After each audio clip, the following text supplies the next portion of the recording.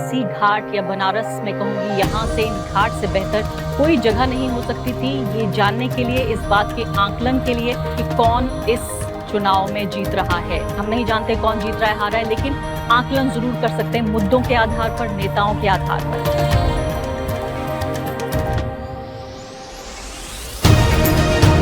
हम देखते हैं राष्ट्रीय स्तर पर दो बड़े लोग उभर कर आ रहे हैं। प्रशांत किशोर कहते हैं कि नरेंद्र मोदी को 300 से ज्यादा सीटें मिल रही हैं। उधर योगेंद्र यादव कह रहे हैं कि नहीं, उनको मेजॉरिटी नहीं मिलेगी। आप क्या कहती हैं? निश्चित रूप से कुछ बेचैनी से जो युवाओं में है वो कमाल कुछ करेगी ऐसे लगता है। बनारस आप भी जानती होंगी कि बनारस दो नदियों के बीच में बसा हुआ शहर है, अस्सी नदी और वरुणा नदी, जिसको जोड़ करके वाराणसी बना। आज जो हमारे सांसद हैं, अस्सी नदी का उन्होंने दर्शन भी नहीं किया आज तक। अच्छा, इनके 10 साल में बहुत बड़े बड़े फेलियर्स रहे हैं। एक्चुअली अचीवमेंट तो कुछ नहीं है। मैंने खुद फेसबुक पे पोस्ट किया, the only achievement of Modi government over the past 10 years is a half constructed Ram temple. जितने भी 7-8 साल में जितने आंदोलन हुए हैं, अगर मुझे रेट करना होगा कि सबसे बढ़िया as a student of higher education, then I am going to say that yes, दादियों ने कमाल का काम किया। किसानों ने भी बहुत संघर्ष किए, लेकिन दादियों ने संविधान की किताब को पकड़वाना आज के दौर में कितना मुश्किल काम है। हमारी जो महिलाएं हैं, मेहनतकश महिलाएं हैं, वो संविधान को समझ रही हैं, बहुत अच्छे से जान रही हैं। जैसे पहली बात यह है कि अगर संविधान ही नहीं रहेगा तो आप किस स्ट्रक्चर की कल्पना कर सकते हैं? तो ये एक बहुत मुश्किल चीज है। मोदी क्या ऑफर कर रहे हैं तो आप सब जानते हैं कि आज की तारीख में उनके पास, जहाँ तक मैं देख पाया हूँ, नया ऑफर करने के लिए उनके पास कुछ नहीं। मैं उम्मीद ये करती हूँ कि इन्होंने दिल पत्थर करके आकलन इस तरह का किया होगा जिससे आपको कम से कम समझने में ये अंदाजा जरूर हुआ होगा कि किस तरह से यहाँ वाराणसी से कम एक बदलाव की बयार बहती हुई नजर आ रही है।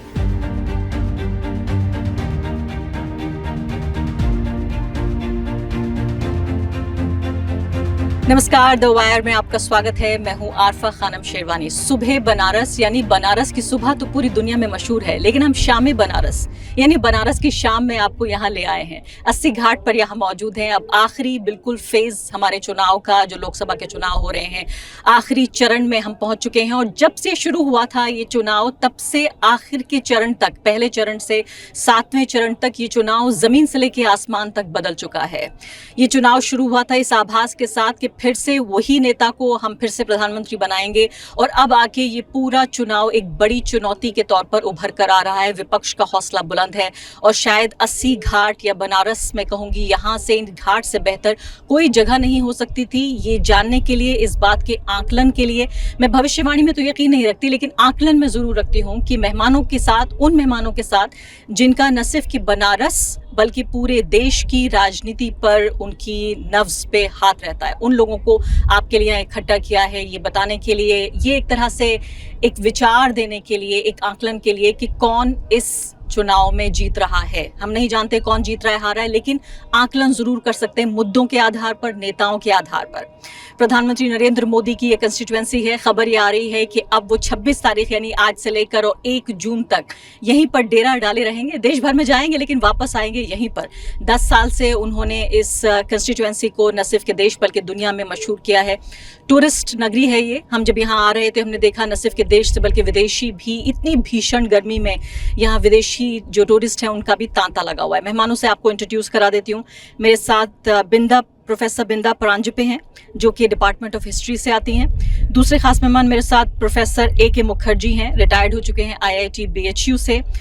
मल्लिकार्जुन जोशी जी हैं मेरे साथ, ये भी रिटायर्ड हो चुके हैं, जियोलॉजी पढ़ाते रहे BHU में। इसके अलावा मेरे साथ कुसुम वर्मा हैं, सोशल एक्टिविस्ट हैं, जानी मानी, इनको आप टीवी पे अक्सर देखते रहे होंगे, और ये All India Progressive Women's Association की स्टेट सेक्रेटरी हैं। उन्हीं के साथ, उनकी साथ ही बैठी हैं सुजाता भट्टाचार्य, वो भी एप्वा से ही हैं। इसके अलावा दो और खास मेहमान मेरे साथ मौजूद हैं। A.K. मंडल जी, प्रोफेसर A.K. मंडल। आपको याद होगा विधानसभा चुनाव में A.K. मंडल ने जो बात कही थी, वो ट्विटर पर उनके भाषण अभी तक देखे जाते हैं, सुने जाते हैं, वो सब कुछ जो उन्होंने मेरे कार्यक्रम में यहाँ द वायर पर कहा था, IIT BHU में पढ़ाते रहे। इसके अलावा अजय चतुर्वेदी जी वरिष्ठ पत्रकार हमारे साथ यहाँ जुड़ गए। सबसे पहली बात तो मैं इन तमाम मेहमानों का इसलिए शुक्रिया अदा करना चाहती हूँ कि बहुत दूर दूर जगहों से ये चल के आप लोगों तक अपनी बात पहुँचाने के लिए, वायर के इस कार्यक्रम में हिस्सा लेने के लिए यहाँ पर पहुँचे हुए हैं। इस भीषण गर्मी में बहुत सारा फासला तय करके। अजय जी, आपके साथ मैं शुरुआत करना चाहती हूँ। बनारस आके मैं बड़ी उम्मीद से यहाँ आई हूँ, क्योंकि दिल्ली में जिसे कहते हैं एक जूम इन अप्रोच होती है, एक जो नेशनल कैपिटल है, पॉलिटिकल कैपिटल है, वहाँ पर तो राजधानी में पता नहीं चलता क्या हो रहा है। कहा जाता है कभी कभी साइंस में कि जूम आउट करके देखिए तो पता चलेगा कि क्या हो रहा है, क्या चल रहा है, किस तरह से 7वां फेज आपको नजर आ रहा है। देखिए, जहाँ तक 7वें फेज़ की बात है, 7वें फेज़ में पूरा पूर्वांचल है यूपी की अगर हम बात करते हैं तो इसमें 13 सीटें हैं और 89 के बाद से कांग्रेस यहाँ कभी भी इन 13 सीटों में एक भी सीट नहीं पाई है। उसमें बनारस भी है जो कि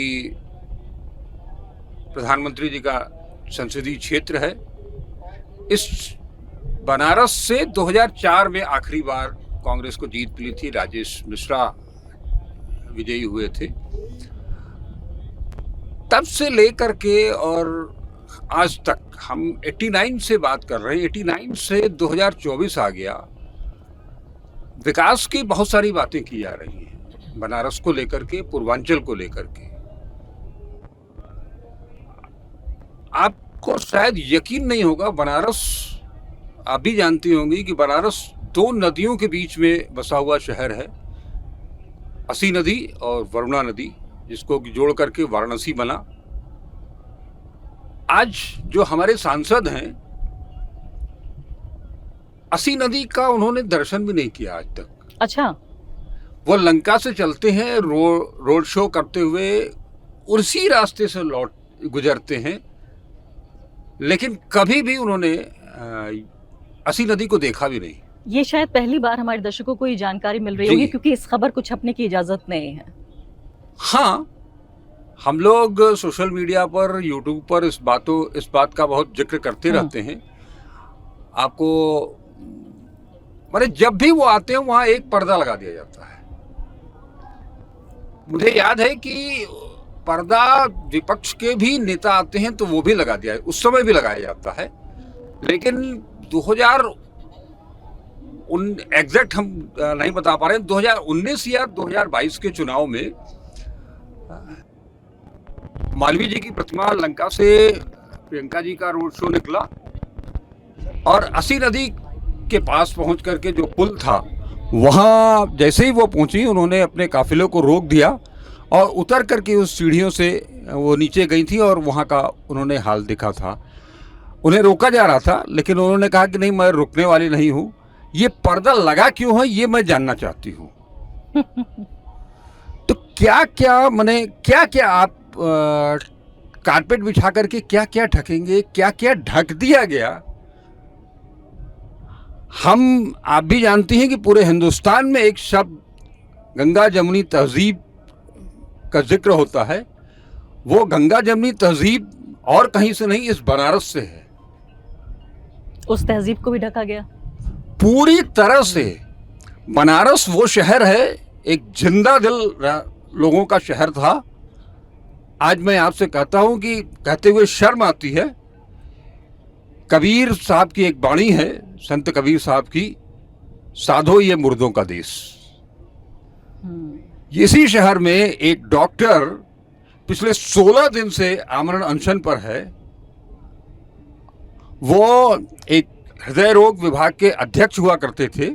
2 दिन पहले उनको हटा दिया गया, आरोप लगाया गया कि वो अपने कार्यों का निष्पादन नहीं कर रहे हैं।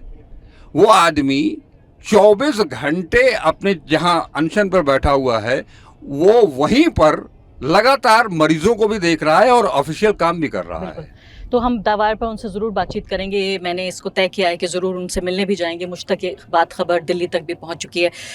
मिस्टर मुखर्जी, आप ये बताइए फ़िलहाल कि जिस तरह से हम ये पूरे माहौल को देख रहे हैं, आपने भी बदलते हुए देखा होगा। बनारस के लोग रहते ज़रूर एक शहर में है, लेकिन नज़र उनकी तमाम शहरों पर रहती है। फ़िलहाल जिस तरह से हम ये देख रहे हैं कि 3 महत्वपूर्ण मुद्दे उभर कर सामने आ रहे हैं, उसमें ये है कि पहली बात तो कॉन्स्टिट्यूशन, संविधान खतरे में है। दूसरी बात हो रही है कि लोकतंत्र खतरे में है, और तीसरी बात हो रही है कि संविधान के साथ साथ जाहिर है आरक्षण भी खतरे में है। क्या आपको लगता है कि ये शुरुआत हुई थी नरेंद्र मोदी के एजेंडे के साथ कि अभी इनका काम पूरा नहीं हुआ है, इनको एक टर्म और दे दीजिए? जिस तरह से नरेंद्र मोदी लगातार बौखला रहे हैं, अभी भी उनका बयान आया है जिसमें उन्होंने कहा है कि आप मुझे वोट नहीं देंगे तो आपके पाप नहीं गिने जाए, पुण्य नहीं गिने जाएंगे। इसका मतलब क्या माना जाए कि पाप आप करेंगे अगर उनको नहीं वोट देंगे? तो इस हद तक वो इमोशनल, धार्मिक और ये तमाम बातें जो कर रहे हैं, ये उनका स्टाइल है या उनकी बौखलाहट है? ये थैंक यू आरफा जी, इस सवाल को उठाने के लिए। आपने शुरू में फर्स्ट पॉइंट में संविधान की बात करी। हम तो मानते हैं कि हमारे लिए एक ही रिलीजियस बुक है इस देश में, वो है संविधान, और एक ही धर्म है, वो है मानव धर्म। बाकी सब चीज़ें माइनर हैं, ये मेन चीज़ें हैं। और जहाँ तक धर्म की बात है, धर्म को तो कभी भी एक सेक्युलर देश में, एक सेक्युलर स्टेट में सड़क पे आना ही नहीं चाहिए। आपको किसी ने कभी मना नहीं किया, आप घर के अंदर अपना धर्म मानिए, शौक़ से मानिए, पूजा करिए, जो करना है करिए, लेकिन सड़क पे नहीं आना चाहिए, झगड़ा नहीं करना चाहिए। और ये जो हर चीज़ में एक रिलीजियस डिस्कोर्स सामने लाके एक्चुअली रियल इश्यूज, असली मुद्दे को जो है पीछे ढकेला जा रहा है। इनके 10 साल में बहुत बड़े बड़े फेलियर्स रहे हैं। एक्चुअली अचीवमेंट तो कुछ नहीं है। मैंने खुद फेसबुक पे पोस्ट किया, the only achievement of the Modi government over the past 10 years is a half constructed Ram temple. मुझे तो और कुछ नहीं दिखता है। बहुत सी चीज़ें जो मनमोहन गवर्नमेंट ने शुरू किया था उसको इन्होंने कंटिन्यू किया, फिर से री इनोग्रेट किया, नाम दिया। और जहाँ पे ये फेल होते हैं तो यहाँ पे रिलीजन सामने रखते हैं। हिंदू खतरे में है, मुझे तो समझ में नहीं आता है 80% जनता कैसे खतरे में हो सकता है। आप खतरे में नहीं हैं? नहीं, मैं तो खतरे में नहीं हूँ, मैं कभी भी खतरे में नहीं था। और जैसे अमित शाह जी है, वो बंगाल जाते हैं, मैं बंगाल को बिलोंग करता हूँ, जाके कहते हैं कि आप बंगाल में दुर्गा पूजा नहीं कर सकते। इससे ज़्यादा बड़ा बकवास, आई एम सॉरी टू से, या नॉनसेंस कुछ हो ही नहीं सकता। दुर्गा पूजा की संख्या लगातार बढ़ती जा रही है, और किस तरह कैलकाटा में सेलिब्रेट किया जाता है। यूएन ने तो उसको हेरिटेज स्टेटस भी दिया हुआ है, और आप कह रहे हैं कि आप बंगाल में क्योंकि कोई और पार्टी की सरकार है तो आप दुर्गा पूजा नहीं कर सकते। तो इस तरह के जो है हर तरह के उल्टी सीधी बातें करके हर जगह रिलीजियन को लाके ये असली चीज़ों से, मुद्दे से हटाना चाहते हैं। हम एक रिपब्लिकन डेमोक्रेसी है, एक सेक्युलर डेमोक्रेसी है, और यहाँ पे रिलीजियन की बातें प्राइवेट में होनी चाहिए, सड़क पे नहीं आनी चाहिए। और हमने प्राइम मिनिस्टर चुना है अकॉर्डिंग टू कॉन्स्टिट्यूशन, संविधान। वो हमारे देश के प्रधानमंत्री है, प्रधान पुजारी नहीं है। हम देखते हैं घूम घूम के मंदिर में हर जगह टीका लगा के, क्या क्या शक्ल बना के वो खाली पूजा करते रहते हैं। इसलिए आपको नहीं चुना है हमने। आप देश के प्रॉब्लम सॉल्व करिए, उसकी आप बातें जिक्र ही नहीं करते। लेकिन वो कहते हैं कि भाई इतने आपने सैकड़ों साल तक हिंदू धर्म, उसके मानने वाले लोगों को दबा के रखा। अब ये हिंदू गौरव का समय है जहां एक नेता खुल के अपने धर्म को मानता है, और लोगों को एक तरह से वो न सिर्फ कि उनकी गरिमा, यानी कि सेक्युलरिज्म के नाम पे जो हिंदू धर्म को दबाया गया, पहली बार नरेंद्र मोदी आके उस धर्म को उसका स्थान दे रहे हैं। देखिए आरफा जी, मैं तो एक्सपर्ट नहीं हूँ हिंदू धर्म पे, ना तो किसी धर्म पे, लेकिन जितना मेरी समझ है, मैं समझता हूँ कि हिंदू धर्म में ऐसे दूसरे धर्म को नीचा दिखाने का कहीं भी कोई चीज़, टेंडेंसी नहीं थी। ये एक इन्होंने नया जो पैदा किया है और बढ़ावा दिया है इस चीज़ को, हिंदू धर्म सर्वधर्म समभाव, इसी को सुन के हम लोग बड़े हुए, चाहे हम माने चाहे हम ना माने। और दूसरे के ऊपर चीज़ें थोपना, आपने हमारी दुखती रग भी टच कर दिया। हमारे सामने जहाँ मैं रहता हूँ वहाँ पे मछली मार्केट कहते हैं, नॉन वेजिटेरियन मैं देखता हूँ, एक तो हर नवरात्रि में टोटली बंद। उसके बाद जैसे ही हमारे पीएम सीएम आते रहते हैं, वही पर्दा टांग दिया जाता है और वो मार्केट बंद कर दिया जाता है। तो मछली से उन्हें क्या दिक्कत है? मछली से उन्हें दिक्कत है तो आप तो उनके भाषण देखा है, उनको सारे माँ से दिक्कत है। मस्जिद, मंदिर, मुसलमान, मटन, मुर्गा, मछली, अब हम मुजरे नहीं मछली से अरफा जरूर दिक्कत जी। है, क्योंकि मुखर्जी साहब जी आप साहब माइक को ले मछली लीजिए, चाहिए। हाँ माइक ले लीजिए। दैट आई नो दैट हाँ। मुखर्जी साहब को मछली और चाहिए, इसलिए नाराज भी हो रहे हैं, सेंसिटिव हो गए इसलिए नाराज भी हो रहे हैं। अब दर्शकों को मैं बताना चाहती हूँ कि इस नाव पे हमने, ये नाव बड़ी भारी हो गई है क्योंकि इतने बड़े दिमाग वाले लोग यहाँ पर बैठे हैं, बड़े बड़े प्रोफेसर्स, जिनके जरिए हम इस चुनाव को डिकोड करने की कोशिश कर रहे हैं। प्रोफेसर मंडल, हमें कुछ समझाइए, आप ये चुनाव कहाँ जा रहा है? हम सिर्फ इस शहर का चुनाव जानने नहीं आए हैं, हम आपसे दिशा लेने आए हैं कि लोकसभा चुनाव की दिशा, अब 6 फेज चुनाव हो चुका है, 7वां फेज कुछ ही दिनों में हो जाएगा। आप इस चुनाव को कहाँ जाता हुआ देख रहे हैं? कौन से मुद्दे आपकी नज़र में हावी हो रहे हैं? विपक्ष क्या मजबूत होता हुआ नजर आ रहा है? थैंक यू अरफा। देखिए, मेरा ये सोचना ये है कि अगर ज़मीन पे कोई आदमी 7-8 हज़ार किलोमीटर पैदल चलेगा तो उसका कुछ न कुछ असर होगा, और जो आदमी मोहब्बत की दुकान खोल सकता है, जो आदमी न्याय की यात्रा कर सकता है, उसका कोई प्रभाव नहीं होगा। तो मैं समझता हूँ कि मैंने grammar of politics within double quote मैंने गलत पढ़ ली है। सिमिलरली मैंने एक पुस्तक और भी गलत ढंग से पढ़ ली है, वो है the idea of the university. The idea of the university. तीसरी पुस्तक और भी मैंने गलत पढ़ी है, वो है on history itself, Eric Hobsbawm. इन तीनों को आलोक में रखते हुए मैं समझता हूँ कि इनके प्रभाव पड़ेंगे। ये 2019 का वॉकओवर नहीं है, नहीं है, नहीं है। अच्छा। This is not a walkover. It's not a finished game. People are, I think, एक इम्पॉर्टेंट बात यह है अरफा कि नहीं बोलने का अर्थ स्वीकार करना नहीं होता है। मैं आपको देख रहा था, आप कश्मीर में लोगों से पूछे जा रही थी कि बोलिए ना आप, Why don't you want to talk? I think sometime अंग्रेजी में बोल रही थी, फिर हिंदी में। मुझको लगता है कि ये डिस्पॉन्डेंसी जो की है, ये दर्द इतना है कि मुझे गालिब का बस वही लहू याद आता है, जो आंखों से टपका वो लहू क्या है, रगों में दौड़ने फिरने के हम नहीं कायल। वाह वाह। हम तो शब्द सीखते हैं, पुस्तकों से पढ़ते हैं, व्हाट्सएप यूनिवर्सिटी से तो पढ़ने का हमें मौका नहीं मिला। हमको बताया गया है कि कुछ ऐसी बातें पढ़ाई जा रही हैं जिसका कोई ताल्लुक नहीं है पुस्तकों से, अच्छी पुस्तकों से डेफिनेटली। और आपके विषय का जो प्रैक्टिस में मैं देख रहा हूँ, अगर हिस्ट्री ऑफ मास कम्युनिकेशन का सबसे बड़ा विद्यार्थी ये कहता है कि सरकारें झूठ बोलती हैं, तो फिर सरकार के नाम पे कसीदे क्यों करते हो?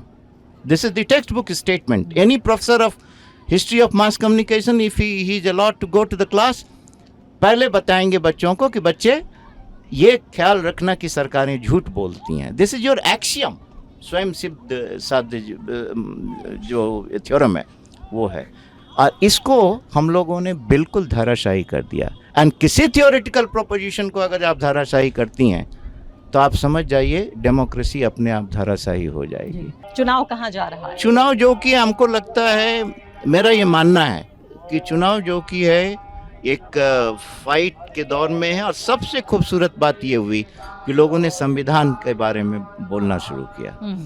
ये जो कॉन्स्टिट्यूशनल मॉरलिटी बिल्कुल समाप्ति की ओर था, उसमें यहाँ के लोगों ने, यहाँ की आम जनता ने ये दिखाया है, और उसका धन्यवाद करिए उन दादियों का जिन्होंने संविधान की पुस्तक सबसे पहले पकड़ाई। शाहीन बाग की दादियाँ। Definitely I salute. जितने भी 7-8 साल में जितने आंदोलन हुए हैं, अगर मुझे रेट करना होगा कि सबसे बढ़िया as a student of higher education, then I am going to say that yes, दादियों ने कमाल का काम किया। किसानों ने भी बहुत संघर्ष किए, लेकिन दादियों ने संविधान की किताब को पकड़वाना आज के दौर में कितना मुश्किल काम है। संविधान, वो भी अपना संविधान, अपने देश का संविधान, जिसने हमको बताया कि आप नागरिक कैसे बनते हैं, उस नागरिकता को छीनने की कोशिश है। हमको लगता है कि ये इस देश की जनता इसका विरोध करेगी। इसी कारण से मैं चाहता, क्या मैंने इसके पहले कहा था, it's not a finished game, It's no longer a walkover game. चलिए, मुझे दो बातें समझ में आई। आपने कहा कि संविधान का मुद्दा बिल्कुल अंदर तक समा गया है, लोगों को समझ में आ रहा है कि संविधान खतरे में है। दूसरे, आपने कहा ये 2014 या 2019 का चुनाव नहीं है, वॉक ओवर नहीं है। मैं कुसुम जी से पूछना चाहती हूँ, कुसुम जी यहाँ मुझे बताइए कि वो जनता 80-82 करोड़ जनता जो कि 5 किलो राशन पे वोट दे रही है, नरेंद्र मोदी कह रहे हैं आप वोट नहीं देंगे तो आपको पाप लगेगा, उस जनता को संविधान क्या समझ में आता है? वो इतनी अशक्त हो चुकी है, जनता से उसकी शक्ति छीन ली गई है। उसकी टेबल पर अगर खाना आ जाए, 2 वक्त की रोटी मिल जाए तो बहुत है, उसे क्या समझ में आ रहा है संविधान क्या है? मैं जानती हूँ आपके जैसे लोग संविधान बचाओ रैलियां कर रहे हैं, लोगों को समझा रहे हैं, क्या कह रहे हैं आम लोग? देखिए आरफा जी, जो आम जनता है वो संविधान को बहुत बखूबी समझती है। मैं एक सोशल एक्टिविस्ट हूँ और ज़मीन पर मैं काम करती हूँ और महिलाओं के बीच में मेरा काम है, आधी आबादी के बीच में मेरा एक काम है। तो मैं कहना चाहूँगी कि हमारी जो महिलाएं हैं, मेहनतकश महिलाएं हैं, वो संविधान को समझ रही हैं, बहुत अच्छे से जान रही हैं, बाबा साहब अम्बेडकर को पहचान रही हैं। और मैं कहना चाहूँगी कि इस पूरे बनारस में और पूरे देश में जिस तरीके से अम्बेडकर जयंती मनाई जाती है, उनके संविधान की चर्चा की जाती है, तो उससे मुझे लगता है कि नहीं, वो इस बात को समझ रहे हैं। लेकिन जहां आप चुनाव की बात कर रही हैं, तो मैं ज़रूर कहना चाहूँगी कि इस चुनाव में महिलाएं एक बहुत बड़ा वोटर हैं। महिलाएं बहुत बड़ा वोटर हैं और वो उन वोटर्स को अब मोदी जी अपने भाषणों से बरगला नहीं सकते, क्योंकि वो महिलाएं जान गई हैं कि इस सरकार ने जो 10 सालों में हमें 5 किलो राशन पे रखा है, वो हमारे स्वास्थ्य के साथ, हमारे परिवार के साथ बहुत बड़ा खिलवाड़ किया है। लेकिन कुसुम जी, इसी के बरक्स एक आर्ग्यूमेंट ये है कि हम उस राशन की बात कर रहे हैं जिसपे नरेंद्र मोदी और योगी आदित्यनाथ का चेहरा लग के आता है उन पैकेट्स के ऊपर, और जो गरीब महिलाएं वो ये सोच रही हैं कि ये मेरे पति नहीं, ये अब मुझे खाना प्रोवाइड कर रहे हैं। मतलब उनके लिए एक तरह से एक प्राइम ब्रेड विनर जिसे हम कहते हैं अंग्रेजी में, उसकी भूमिका में आ गए हैं। क्या आपको लगता है ये 80 करोड़ लोग जो नहीं, मुझे लगता है कि इसमें से बहुत बड़ा प्रतिशत है जो मोदी जी से नाराज़ है, उनकी इस फोटोशाही से नाराज़ है, योगी जी की, मोदी जी की फोटोशाही से नाराज़ है। और ये जो भ्रम फैलाया जा रहा है कि हमने 5 किलो राशन दिया, हमने बहुत बड़ा महानता का काम किया, ये मोदी के भाषणों तक ही सीमित है और उनका अपना प्रोपेगेंडा है। मैं पूर्वांचल के तमाम हिस्सों में जाती हूँ, तमाम ज़िलों में जाती हूँ, गरीबों, आदिवासियों जो बिलो पॉवर्टी लाइन है, वहाँ की महिलाओं और लोगों से मिलती हूँ। वहाँ आप समझ लीजिए भुखमरी के लोगों के साथ मजाक बनाया है 5 किलो राशन देके, उसमें भी कंकड़ और पत्थर डाल के। और उनकी जो रिक्वायरमेंट है वो 5 किलो राशन की नहीं है, उनकी रिक्वायरमेंट है उनको 50 किलो 40 किलो सम्मानजनक महीने का राशन चाहिए। आप समझ लीजिए पूरा परिवार कैसे 5 किलो राशन में अपनी ज़िंदगी बसर करेगा। और ये मोदी जी ने जिस तरीके से सार्वजनिक वितरण प्रणाली है, जो पूरी राशनिंग व्यवस्था है, उसको उन्होंने ख़त्म कर दिया है और एक फ्री की योजना, फ्री के कॉन्सेप्ट वो लेकर आई है इस पूरे 10 सालों के अंदर। और इस फ्री के कॉन्सेप्ट में शुरू में तो एक लालच रहा गरीबों में, लेकिन धीरे धीरे देखा कि अब इससे मोह भंग हो रहा है। वो नहीं चाहते हैं, वो चाहते हैं कि भर पेट हमको भोजन मिले, भर पेट हमको राशन मिले, सिर्फ 5 किलो राशन नहीं, 40-50 किलो राशन मिले, उनको तेल मिले और बाकी दूध मिले, बच्चों के लिए उनको शिक्षा की व्यवस्था हो। ये वो राशनिंग व्यवस्था में चाहते हैं और सार्वजनिक वितरण प्रणाली को स्ट्रॉन्ग करना चाहते हैं। तो कुसुम जी, मैं समझ रही हूँ आपकी बात और बेहतरीन तरीके से आपने इस बात को समझाया भी। प्रोफेसर बिंदा जी, मैं आपसे आपकी तरफ आना चाहती हूँ। बिंदा परंजे, पहली बात तो शुक्रिया, आपने खतरा मोल लेते हुए आप इस कार्यक्रम में आई। आप थोड़ा चुनाव की तस्वीर हमें बताइए। मुद्दे तो हम जरूर समझना चाहते हैं, लेकिन हमें ये बताइए अभी कि आप चुनाव की दिशा किधर जाती हुई देख रही हैं। हम देखते हैं राष्ट्रीय स्तर पर 2 बड़े लोग उभर कर आ रहे हैं। प्रशांत किशोर कहते हैं कि नरेंद्र मोदी को 300 से ज्यादा सीटें मिल रही हैं, उधर योगेंद्र यादव कह रहे हैं कि नहीं, उनको मेजोरिटी नहीं मिलेगी। आप क्या कहती हैं? मुझे भी ये लगता है कि किसी एक का पूरी तरह से मेजॉरिटी होके बनेगा शासन, ऐसे नहीं लग रहा है। लेकिन निश्चित रूप से कुछ बेचैनी से जो युवाओं में है वो कमाल कुछ करेगी ऐसे लगता है, क्योंकि हमारा तो ज़्यादातर विश्वविद्यालय में यंग स्टूडेंट्स के साथ ही day in and day out संपर्क रहता है। और ये स्टूडेंट्स जो है वो अंदर से उनके एक थोड़ी सी नाराज़गी, कुछ गुस्सा तो है ही, लेकिन ऑल्टरनेट के बारे में साशंकता सब लोग व्यक्त कर रहे हैं. ऑल स्टूडेंट्स आर सेइंग कि ये बस एक जुआ खेलना है, इस बार बदलाव करके देखते हैं, क्योंकि हमारे साथ तो हमेशा ही छल हुआ है और इसमें से कोई भी चीज़ ऐसी नहीं है कि जो नहीं हो रही है. तो थिंग्स हैव बीन हैपनिंग. थोड़ा सा उसका जैसे कहते हैं ना कि वर्षों से नहीं हुआ इसलिए उसका वॉल्यूम अभी हम ज़्यादा देख रहे हैं, लेकिन ये इस बार ही हो रहा है ऐसा नहीं है. हाँ, उम्मीद इससे अब नहीं है तो नया कुछ करके देखते हैं. ये भी एक बहुत विद्यार्थी हमारे हमसे शेयर करते हैं. मतलब नया देखते हैं यानी पुरानी पार्टी को वापस लाएंगे. काइंड ऑफ मैंने अपने अपनी जगह पे अपने अपने स्थानीय स्तर पे वो देखेंगे कि क्या ऑल्टरनेटिव हो और सकता कई तो है. आपके फर्स्ट टाइम वोटर्स भी होंगे या वो भी होंगे जो 10 साल पहले उन्होंने कभी पुरानी पार्टी को फर्स्ट वोट नहीं टाइम दिया होगा. वोटर्स में ज़्यादा बीजेपी की तरफ झुकाव है और वो इसलिए है, मैं केवल काशी हिंदू विश्वविद्यालय के अनुभव से बोल रही हूँ कि विगत कुछ वर्षों में ऑप्टिक्स जो है एक भारतीय जनता पार्टी के समर्थकों का वो बहुत ज़्यादा बढ़ गया है कैंपस में. तो वो अट्रैक्ट कर रहा है एकदम फर्स्ट टाइम वोटर्स जो है उनको. और खैर इसमें भी लड़के लड़कियों में फ़र्क आ रहा है. लड़कियां नहीं अभी तक उतना अट्रैक्ट होती हुई नज़र आ रही है. कुछ है बट अधिकतर लड़कियां कहती है कि नहीं, क्योंकि लड़कियों की असुरक्षा हो या असमानता हो उसका तो हम day in and day out उसको फेस करते हैं और इसीलिए हमें इस भारतीय जनता पार्टी से कोई खास उम्मीद नहीं लग रही है. तो वो भी बदलाव की तरफ झुकती हुई नज़र आती है. लेकिन लड़के खास तौर पे एकदम यंग लड़के जो है वो बीजेपी की अभी भी तरफ. उस ऑप्टिक्स से बहुत प्रभावित है. प्रोफेसर जोशी, मैं आपसे ये समझना चाहती हूँ कि मैं ये पॉलिटिक्स देखने की कोशिश कर रही हूँ कि नरेंद्र मोदी ऑफर क्या कर रहे हैं. वो ये कह रहे हैं कि भाई 10 साल में मेरा काम पूरा नहीं हुआ है, मैंने लोगों को 80 करोड़ राशन दिया है, 80 करोड़ लोगों को राशन दिया है, इसका मतलब अगर मैं चला जाता हूँ तो आपका राशन बंद हो जाएगा. दूसरे कह रहे हैं वो कि भाई मंदिर मैंने बनवाया है, अगर ये लोग आ गए तो उस पर बाबरी ताला लग जाएगा. तीसरी बात वो कहते हैं कि ये डायनेस्टी यानी कि परिवार की पार्टी है, कांग्रेस पार्टी को जब वो टारगेट करते हैं और सीधे सीधे मुस्लिम समुदाय का डर दिखा के हिंदुओं से कह रहे हैं कि आप हमें वोट दीजिए. नरेंद्र मोदी की ये पॉलिटिक्स मुझे अभी तक समझ में आई है. राहुल गांधी की तरफ देखें तो वो कहते हैं कि भाई संविधान की बात है, आपका रिजर्वेशन नहीं जाना चाहिए, बेरोजगार लोगों का जिक्र कर रहे हैं, महंगाई की बात कर रहे हैं. लेकिन क्या कोई नए भारत का कोई कॉन्सेप्ट, कोई प्रोजेक्ट, कोई आउटलाइन आपको विपक्ष की तरफ से दिखाई दी है? मुझे नहीं दिखाई दे रही है. इसमें पहली बात यह है कि आउटलाइन देने के पहले ये ज़रूरी है कि कुछ ग्राउंड रियलिटी बदलनी बहुत आवश्यक है आपको. जैसे पहली बात यह है कि अगर संविधान ही नहीं रहेगा तो आप किस स्ट्रक्चर की कल्पना कर सकते हैं.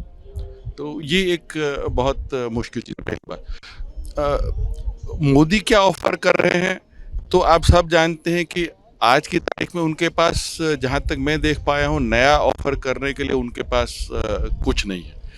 जो ऑफर वो करते हैं सिर्फ वही जो आपने कहा कि वो ऑफर करते हैं अफियर, एक भय ऑफर करते हैं कि अगर मैं नहीं रहूँगा तो ये भय आपको ग्रस लेगा और आपका सर्वाइवल असंभव हो जाएगा. दूसरी ओर जब आप देखते हैं कि जो आपने कहा कि अपोजिशन की ओर से आप कोई कुछ भी नहीं देखती हैं, मुझे ऐसा नहीं लगता. इसलिए नहीं लगता है कि जो पॉलिसीज़ हैं प्रेजेंट गवर्नमेंट की वो इकोनॉमिकली टॉप डाउन पॉलिसीज़ हैं. और राहुल गांधी जिस चीज़ की बात करते हैं, जो खटाखट वाली बात करते हैं कि पैसा नीचे दिया जाएगा, तो he is talking about A trickle up economy approach. ये अपने आप में एक मेजर चेंज है.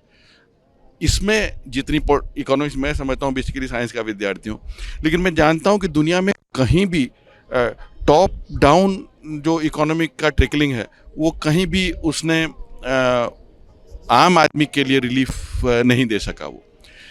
लेकिन ये बॉटम अप अप्रोच में क्या फ़ायदा होता है कि लोगों के हाथ में पैसा आएगा, वो कुछ खर्चे शुरू करेंगे, और खर्चे शुरू करेंगे तो जिसे इकोनॉमिक्स की भाषा में कहते हैं it will get a kick start. मेरे लिए इसके अलावा कुछ मुद्दे जो और बहुत महत्वपूर्ण हैं सबसे खतरनाक चीज़ ये है कि जो मोदी के टेकर्स हैं, इन आदमियों की मानसिकता के बारे में बहुत गौर से सोचने की आवश्यकता है, क्योंकि वो कैसे आदमी हैं जो इन चीज़ों से आकर्षित होते हैं, क्यों आकर्षित होते हैं, उनके दिमाग में ऐसी क्या चीज़ है जिससे वो आकर्षित होते हैं। तो बहुत सिंपल ढंग से देखा जाए तो पहली चीज़ तो उनको ये आकर्षित करती है कि आदमी के छोटेपन को एड्रेस करना सबसे आसान काम होता है। जैसे आप मेरे पास आएँ और मुझसे आके कहें कि देखिए ब्राह्मणों पर बना अन्याय हो रहा है, तो अगले आदमी की एक एक्सपेक्टेशन ये होती है कि क्योंकि हम ब्राह्मण हैं तो एक्सक्यूज मी, तो ऑब्वियसली मैं उनके पक्ष में हो जाऊंगा। ये आदमी के स्मॉलनेस को एड्रेस करते हैं। उसी स्मॉलनेस में फियर भी है। विलियम रेक ने तो एक किताब ही लिख डाली, लिसन लिटिल मैन, और एक पूरी परंपरा है जो इस फिनोमिना को एनालाइज करती है, जिस पर ज़्यादा लोग नहीं देखते, विचार नहीं करते हैं, जो हाना आरेंट से शुरू होती है, रोजा लग्जमबर्ग से शुरू होती है, एरिक फ्रॉम जिसमें है, विलियम रेक हैं, जो इसी चीज़ को एनालाइज करते हैं कि ये किस तरह का दिमाग है जो इस तरह के छोटेपने से आकर्षित होता है, जिसे बेसिकली फासिज्म कहते हैं। ये उसी के सब वेरिएंट हैं। तो लेकिन जो मुझे लगता है बहुत फॉर्चुनेटली ऐसे आदमी अभी भी 20-22% से ऊपर नहीं है। ये दीगर बात है कि वो बहुत ज़्यादा वोकल हैं। ऑन द फ्लिप साइड एक ऐसा वर्ग है जिसको मैं, ये बहुत ही क्रूड पैरामीटर से बोल रहा हूँ, सैंपल भी छोटा है, मैं पिछले कई इलेक्शन से वॉच कर रहा हूँ कि इलेक्शन जीतता वही है जिसको मेरी दोनों मेट्स वोट देती हैं और जिसको मेरे सफाई कर्मचारी वोट देते हैं। अब की बार बता दीजिए कौन किसको वोट दे रहे हैं। अब की बार वो कह रहे हैं कि हम वोट कांग्रेस को। और आप यकीन जानिए आज शहर में आते ही सबसे पहले ड्राइवर से मेरी बातचीत हुई, उन्होंने यही कहा कि रोटी पलटनी है। जी, तो ये एक चीज़ है, मैं हो सकता है बहुत बेवकूफ़ी बात कर रहा हूँ, लेकिन ये मेरा एक अपना तजुर्बा है जिसको मैं कई साल से देख रहा हूँ। अब मैं इलेक्शन पर आता हूँ। जिस चीज़ को आप लोग बहुत समझते हैं कि ये कठिन चीज़ है, इस चीज़ को मैं एक उस मैच से तुलना करता हूँ जिसमें विवियन रिचर्ड्स जब आए थे, जो वर्ल्ड कप था, ईयर शायद कौन था, 84 परहैप्स, तो उसमें जिस अहंकार के साथ विवियन रिचर्ड्स आए थे और उनको लगा था कि ये मैं हिंदुस्तान की तो हम भूसी कूट देंगे, और जब कपिल देव ने सिर्फ एक कैच पकड़ा उसके बाद से गेम बदल गया था। सिर्फ एक कैच से गेम बदल जाता है। 83 और उसके बाद जो हुआ वो रेस्ट इज हिस्ट्री जिसे कहते हैं।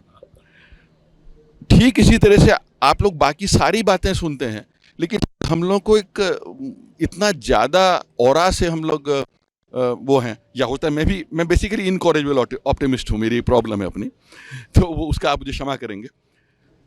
मुरली मनोहर जोशी बनारस से जब इलेक्शन लड़े, यही शहर था और उनके गले गले इलेक्शन आ गया था, और लोगों ने हमारे घर पर फ़ोन कर करके संघियों ने ये सोच के कि मैं मुरली मनोहर जोशी को वोट दूंगा, जो कि आज मैं कह सकता हूँ कि मैंने नहीं दिया। फ़ोन करके ये कहा कि जल्दी चले भाई, मुख्तार जीत रहा। और आप जानते हैं कि उस इलेक्शन में मुख्तार अंसारी सिर्फ 17,000 वोटों से हारे थे। मुरली मनोहर जोशी कोई छोटे नेता नहीं थे।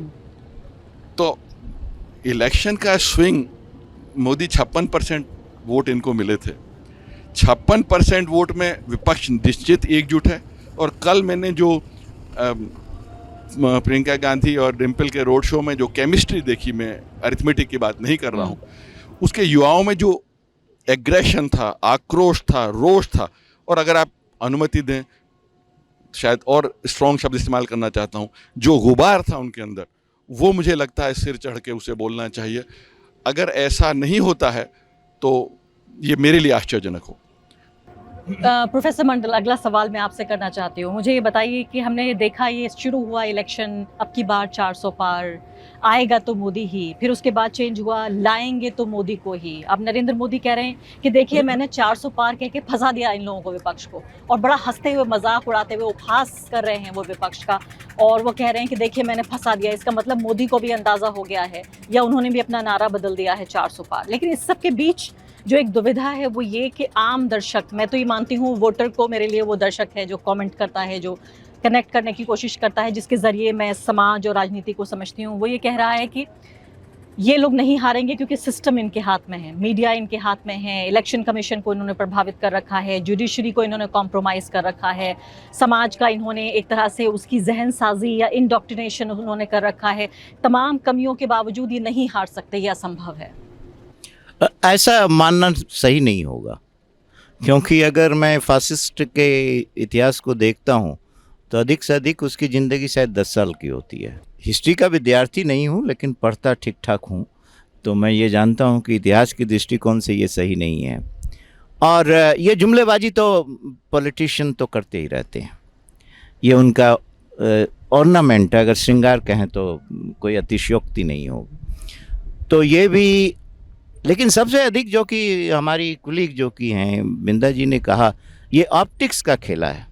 और उस ऑप्टिक्स में मास कम्युनिकेशन और इलेक्ट्रॉनिक मीडिया ने बहुत बड़ा रोल अदा किया।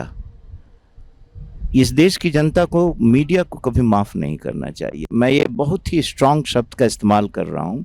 हमारे कुछ मित्र मीडिया से जुड़े हुए हैं, आप भी हैं, और अच्छा काम कर रही हैं, अच्छा काम करने वाले लोग हैं। करण थापर जैसे तरीके के मास कम्युनिकेशन के विद्यार्थी हैं जो टेक्स्ट बुक पत्रकारिता करते हैं आज भी, चाहे आप मुझे दें चाहे नहीं दें, मैं तो टेक्स्ट बुक पत्रकारिता करता हूं।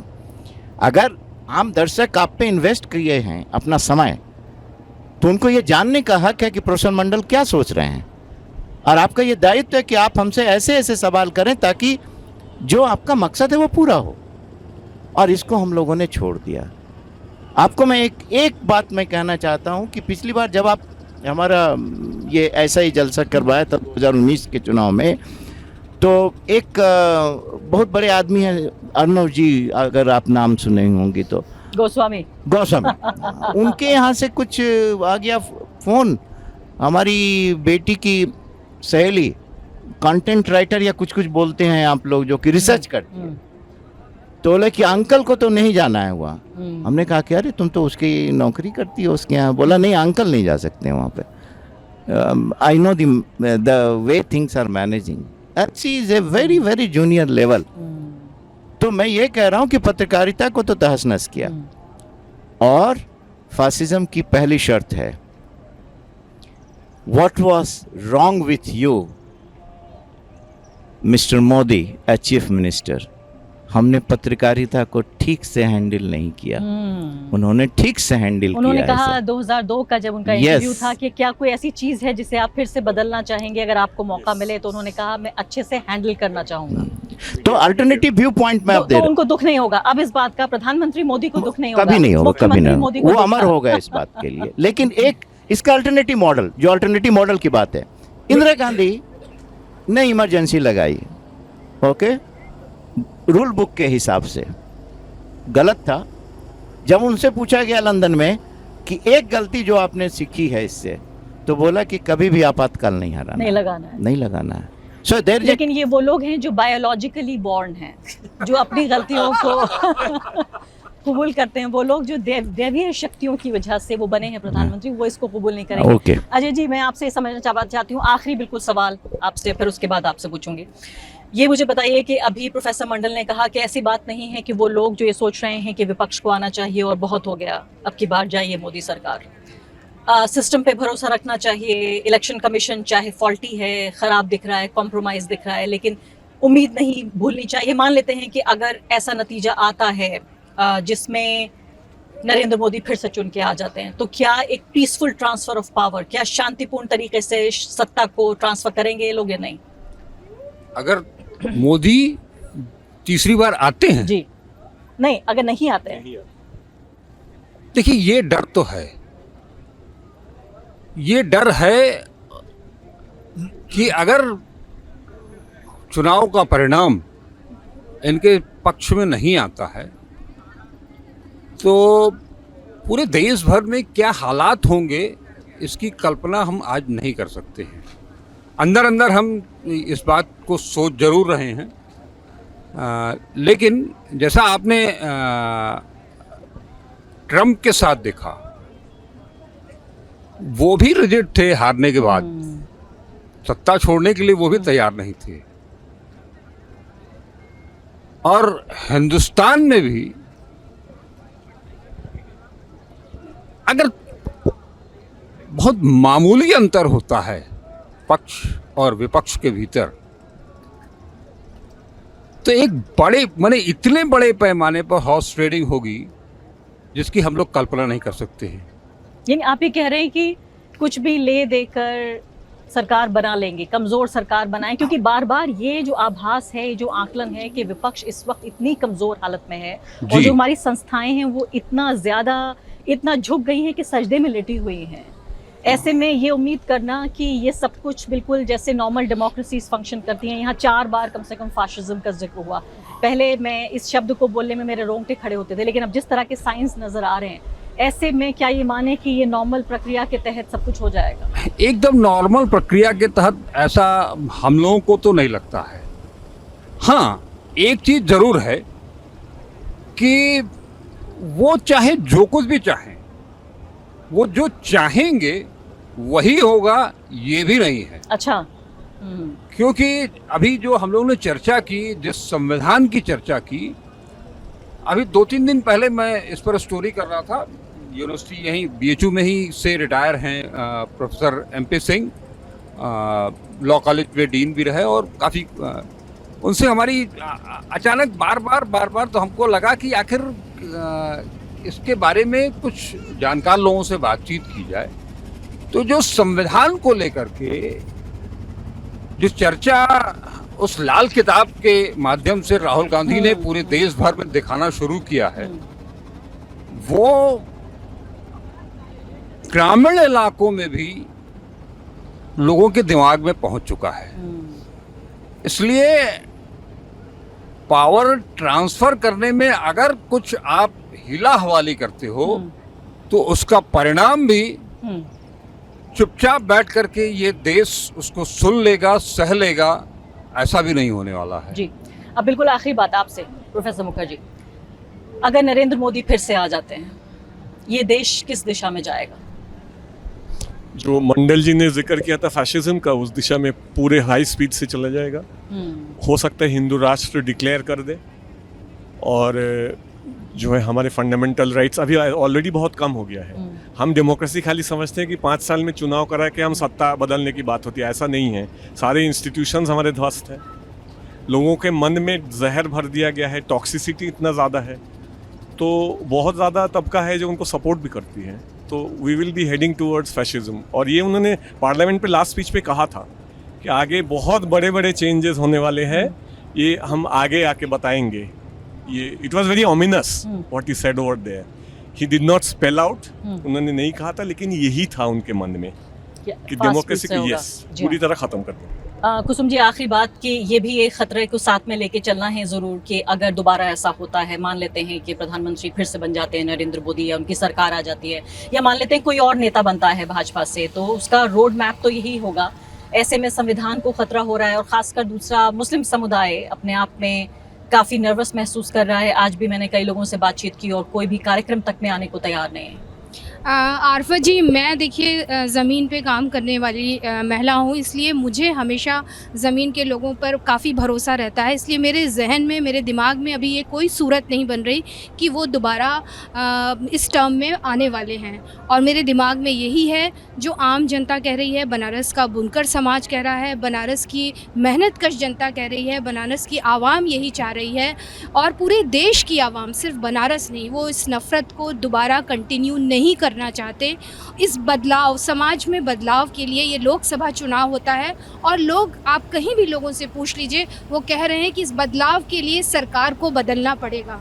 इसलिए वो आएंगे, और वहाँ तब कैसी सूरत होगी, मैं इस पर्सपेक्टिव में अभी नहीं जा रही हूँ। बहुत सकारात्मक हूँ कि नहीं आएगी मोदी सरकार, क्योंकि मोदी सरकार सिर्फ अपनी बात करती है, माचो मैन की पॉलिटिक्स करती है, और जनता ने जो भी हिस्सा एक एगैलिटेरियन सोसाइटी में विश्वास करता है, इस माचो मैन की पॉलिटिक्स को नकार रहा है। सुजाता दीजिए, बताइए, बदलाव आपको दिख रहा है क्या? किस तरह की बदलाव की बात कर रहे हैं आप? मतलब राजनीतिक बदलाव आपको लग रहा है होगा? बिल्कुल, हमें लग रहा है, जैसे कुसुम जी ने कहा, लोग चुप हैं, बोल नहीं रहे हैं। इसका मतलब ये नहीं कि वो मोदी सरकार की तरफ से उनको वोट देना या उनको फिर से लाना चाहते हैं। अभी जनता सहमे हुए हैं, डरे भी हुए हैं, लोग सामने नहीं आना चाहते हैं, लेकिन वो अपनी जवाब जरूर वोट के द्वारा ही देंगे। और हम पूरी तरह से आश्वस्त हैं कि ये एक बहुत ज़बरदस्त टक्कर होगा। और अगर किसी भी कारण से मोदी सरकार फिर आते हैं तो हमारे पूरे समाज के लिए बहुत बड़ा खतरा है। और हम नहीं चाहते, और हम ही नहीं, पूरा जनता नहीं चाहेंगे कि मोदी सरकार दोबारा आए। और हम पूरे भरोसे के साथ कह भी सकते हैं कि शायद नहीं आएंगे, क्योंकि ये कल की जो सर ने बताया, कल की रैली में ये चीज़ हमें दिखा कि ये एक बहुत ज़बरदस्त टक्कर है और वो ना आने की चांसेस मैक्सिमम है। एक बात मैं ज़रूर कहना चाहूँगी कि मोदी जी हमेशा बनारस में भी अभी नारी शक्ति पे बहुत बड़ा उन्होंने एक जुलूस और एक बहुत बड़ा प्रदर्शन किया महिलाओं के साथ, और नारी शक्ति की बात कर रहे हैं। लेकिन कल ही इंडिया गठबंधन से नारी शक्ति के प्रतीक 2 डिम्पल और प्रियंका आए, तो आप इतना क्यों डर गए कि एक परमिशन तक नहीं दी उनको जुलूस निकालने की?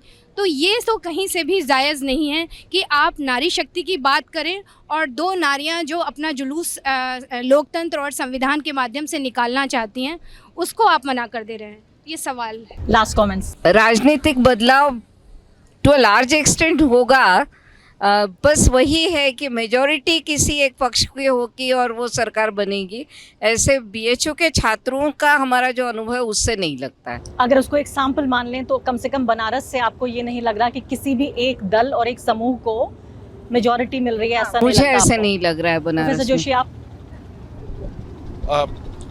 हालांकि आप दोनों से मैं सहमत होते हुए मेरी समझ ये है कि इनका दोबारा आने की मैं बहुत उम्मीद नहीं देखता हूँ। लेकिन अगर ये आते भी हैं तो इसमें कुछ अजीब तरह की चीज़ें होंगी जिनके बारे में बात करना बहुत ज़रूरी है। पहली बात ये कि अगर मेजॉरिटी से कम रह जाते हैं तो ये प्रेसिडेंट के थ्रू ऑपरेट करेंगे, अपने को इनवाइट कराएंगे सरकार बनाने के लिए, और उसके बाद हॉर्स ट्रेडिंग की कोशिश करेंगे।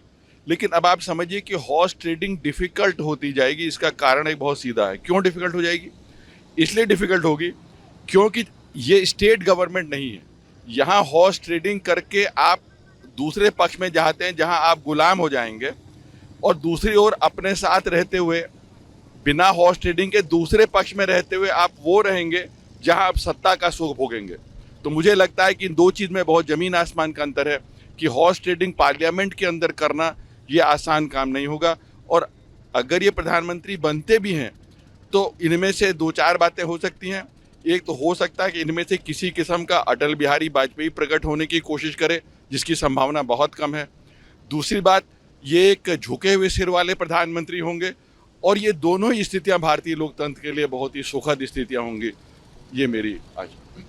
बहुत बहुत शुक्रिया आप सभी मेहमानों का विस्तार से अपनी बात रखने के लिए। और इस कार्यक्रम के अंत तक मैं इतना ज़रूर कह सकती हूँ कि जितना ज्ञान मुझे पहले था उससे कहीं ज़्यादा इजाफा हुआ है मेरे ज्ञान में इन सब लोगों की बदौलत। और साफ तौर पे ये नज़र आ रहा है कि हो सकता है कि ये एक इच्छा हो कि राजनीतिक बदलाव हो, क्योंकि हम देख रहे हैं यहाँ जितने मेहमान हमारे सामने इकट्ठे हुए हैं सभी प्रगतिशील विचारों वाले लोग हैं, प्रोग्रेसिव समूह के लोग हैं।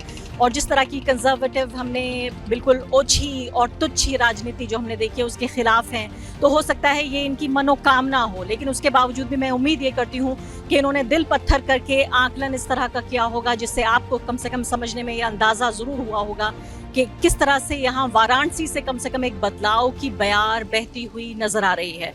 नतीजे बहुत दूर नहीं है, कुछ ही दिनों में फिर हम हाजिर होंगे आपके सामने 1 जून और फिर उसके बाद 4 जून को। बहुत बहुत शुक्रिया इस कार्यक्रम को देखने के लिए। आप सभी मेहमानों का बहुत बहुत शुक्रिया।